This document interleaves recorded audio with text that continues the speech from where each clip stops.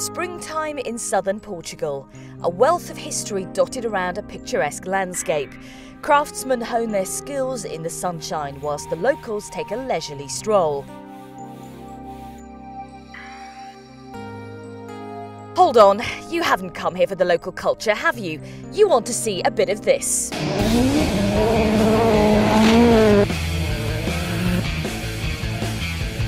WRC Round 4 Portugal, and the Ford World Rally team are in town. Two drivers revved up and ready to get down to action on the gravel stages of the Algarve. Qualifying is first up and road position here is key. Nighttime stages are on the opening day and hanging dust could cause an issue, as well as the loose gravel. Luckily, Jari Matti is fastest through on the qualifying stage and can select the optimum road position.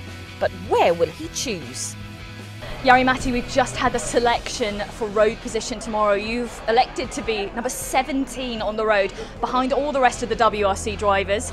Is it the right choice? Of course there is a risk for the dust, but the organizers have promised that there is no dust on the night stages, and they are working on that, so we count on that, plus the team information what we have, that it should be better to run later on the stage because it's cleaner.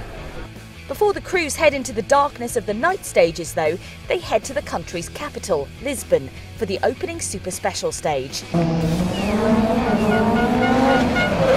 Petter set the fastest time through on the super special as the crews headed back south to tackle the nighttime stages. But what would the weather do? Speculation was rife that it would rain, but no one seemed to know for sure. There is a little chance for the rain, but I don't think it's gonna rain. But it did rain on the final stage of the loop. Jari Matti and Petter had done well in the darkness. It was a Ford 1-2 with Jari Matti and Mika leading at the end of day one. Major rival Sebastian Loeb had not been so lucky though. He retired from the event after this roll on stage 3. There are some new factors for you to consider for this event. We catch up with Christian Loriot, who tells us about the long ratio gearbox. In the regulation you're allowed 2 sets of gear ratio, so we brought up a new set of gear ratio where the first gear is longer and effectively the 6th gear is a little bit shorter, so we bring them back together, which means off the line we've got less wheel spin, and after that we've got more spread of ratios through the range.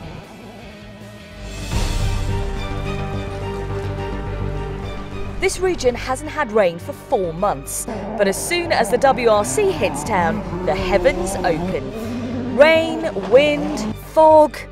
Is this Wales Rally GB by any chance? The spectators who thought Portugal meant a bit of summer sunshine were cruelly denied on day 2. Pacamacs and wellies were needed, not sunscreen. Luckily, the drivers had the option of the soft compound tyre, which was in full effect on the opening tests. The rain-soaked stages were treacherous. Many drivers had fallen foul of the conditions.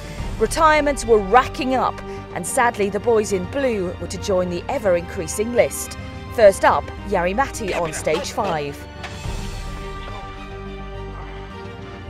And then teammate Petter Solberg on stage 6. The Ford World Rally Team HQ was filled with disappointment. The dream had ended a little too early. This is a disaster day for the Ford at the moment. We had a big hopes this morning. We were first and second when started the day, and we had chances to get the great result maybe for the rally and you know, get closer to Citroëns. But things didn't work out that way. It was horrendous conditions, raining heavily over the night and making roads really wet and muddy and damp. Some fog as well. I'm broken, but life goes on. It doesn't stop here. I think I just want to get to drive. The best thing is when I can drive. I can drive 2 clear 2 days. That would be the most important thing. There was no time to lick the wounds from day 2. Saturday was calling, and it was now time to forget the misfortune and move up the leaderboard. Both cars were back and a Rally 2, and the aim was simple: get as many points on the board as possible. Petter stormed his way through, 4 stage wins, and by the penultimate stage of the day he was in 4th position overall. But our day would not be complete without a little drama, would it? Power steering failure on the final stage dropped him back to 5th overall. How are the shoulders feeling? A little bit naked, of course, and you know, your mental strength when you are in the car, you're pushing the limit and trying to push yourself very hard. But obviously after halfway I was, and I started losing, got rougher and rougher also, so it was quite tough. The car is fantastic, I enjoy it a lot, and looks like we have found a magic setup here.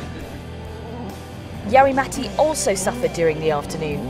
Fuel pressure problems lost him 12 minutes. Here in Portugal sees the return of the FIA WRC Academy, with 10 crews competing in Ford Fiesta R2s. Alistair Fisher took the opening honours. Yeah, we're very pleased, absolutely over the moon. It's been a really good start to the year for us. Put a lot of work in over the winter, and thankfully it's paid off here. It's probably been a very tough rally. I think everybody found the conditions really tough yesterday, and we seem to go very well in them. This is the 2nd year of the WRC Academy now, and it's for the WRC to have this grassroots level motorsport. It's really good. But to see the young guys and girls coming in now and starting at that level, knowing that they have a real opportunity to get into this level in the sport, it's fantastic. Thankfully, day 3 passed without incident. Petter Solberg walked away with 4th position, while Jari-Matti Latvala took 14th overall and 2 drivers' power stage points. Petter is 4th position in what has been a really difficult weekend here in Portugal. How are you feeling? Well, obviously after what happened the first day, you know, just tipped a little bit over the road and broke the clutch when I was on the way up again. I was very disappointed. Like I said, I didn't sleep at all after that. But for now, Argentina, we have to, well, we played a little bit safe the first day and the second day. I think we just have to go for it like we have done now. So. Yeah, it's been a huge disappointment for the team this weekend. I think that's, you know, all of the emotions that rallying brings out, it just brought out all the wrong ones this weekend. You know, I've never felt like this in a rally before, and it's really gut-wrenching, and you feel physically sick from it. Yeah, we go to Argentina now, and this is what you have to do in rallying. You have to dust yourself off and just get on with the job.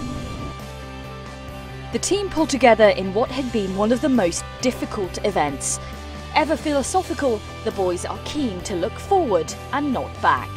Rally Argentina is next.